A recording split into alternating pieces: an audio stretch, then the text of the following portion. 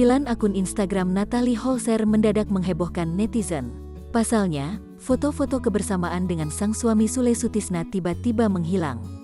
Bahkan foto pernikahan dengan ayah Rizky Febian pun tak ada dalam Instagram Natalie. Belum diketahui penyebabnya, namun muncul spekulasi netizen bahwa Natalie tengah memiliki masalah dengan suaminya, Sule. Hal itu pun juga dikaitkan dengan Instagram story mantan DJ itu. Dia mengunggah foto dirinya yang tengah bersedih. Natalie juga menuliskan pada foto dengan kata kuat.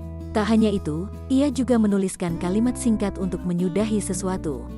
"Cukup, aku udah selesai," kata Natalie. Sementara itu di Instagram Sule, dia masih menyimpan foto-foto kemesraan dengan sang istri, Natalie Holzer.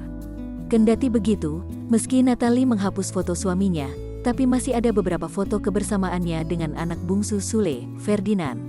Hingga berita ini diturunkan, belum ada konfirmasi dari pihak Natalie Holzer maupun Sule tentang apa yang terjadi.